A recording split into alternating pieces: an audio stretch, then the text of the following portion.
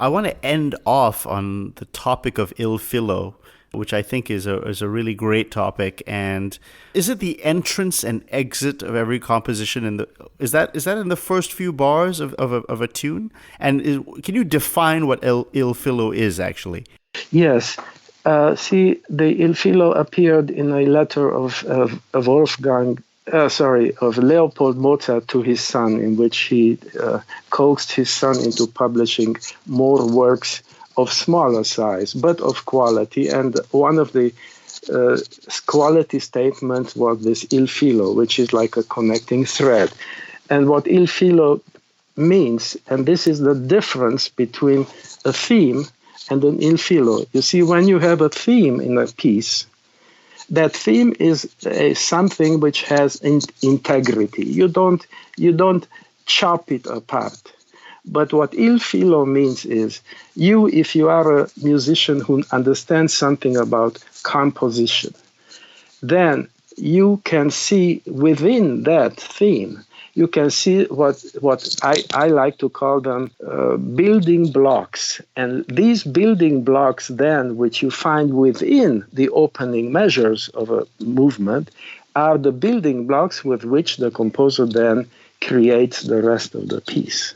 That is the difference then between a theme, which is something, a unit by itself, and the Il Filo, which there are many threads, because there are many building blocks within the opening theme, and these many threads then are going to be popping up in all the movements of the piece. Are these building blocks something like certain contrapuntal patterns that you just know, you see them all the time in scores, and they're like recurring ideas that, like, for instance, you were telling me just earlier that you could predict chords just because you've heard so much music that you could almost predict where pieces go. Is it something like that? Well, the building blocks are of many different types. You can have melodic types, you can have rhythmic types, you can have harmonic types, you can have coloristic types, register, high register, low register. All of these things are variables which affect a piece of music. So I don't really know how else to answer the question. I guess a good question is teaching students this. How do you get better at developing this ability for Il Filo? Okay, let me give you another sad experience of mine. I've been now trying for many decades to get students to be doing the basso continuo in the piano concertos, and my experience is always the same. I find out that these students don't have any experience playing chamber music.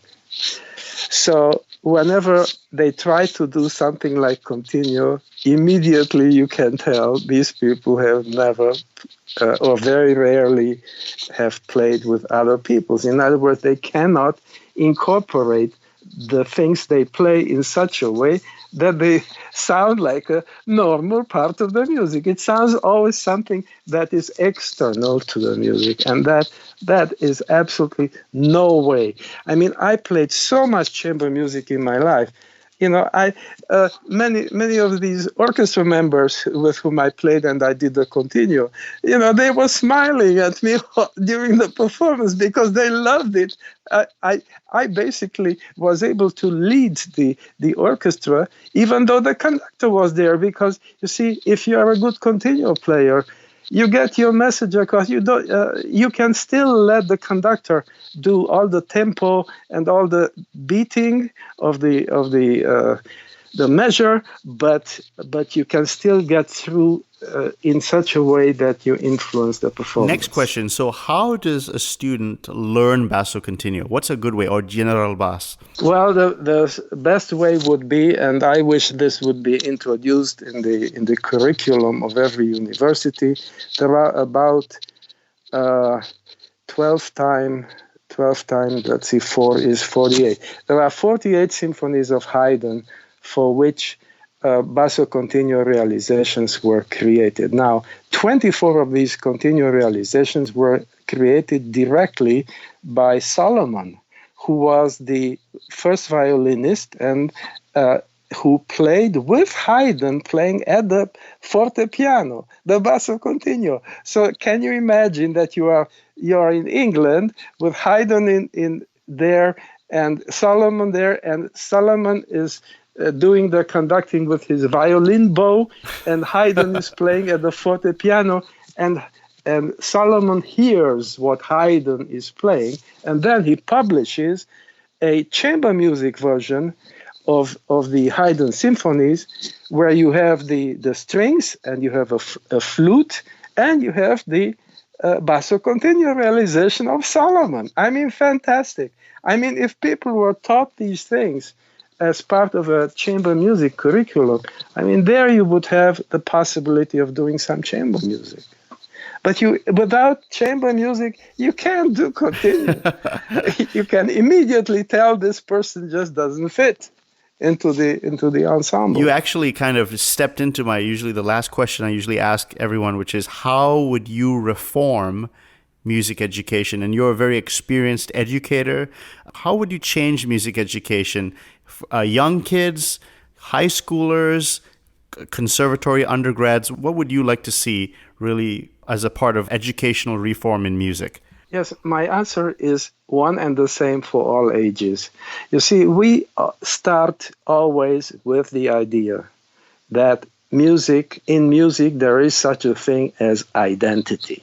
For example, we have at the entrance examination of practically every university in the world, and every school of music and every whatever, some music theorist goes to the piano and plays you a do mi sol chord and asks, what do you hear? And the person says, C major.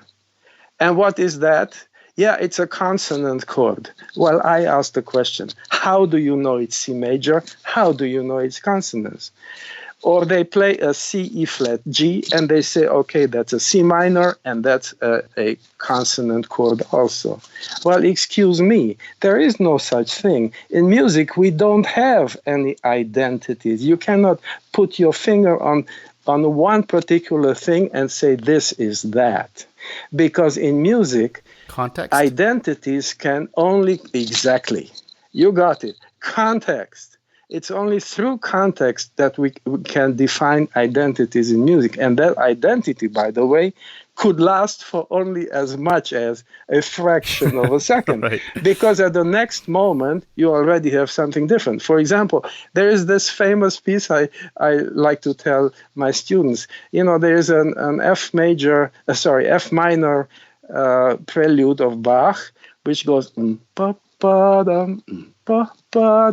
well, you have there 2 times F A flat. And you say, well, if it's F A flat 2 times, then it's the same thing times 2. There is no such thing in music, because in music, the second F A flat, which Bach wrote, that already has a different bass under it.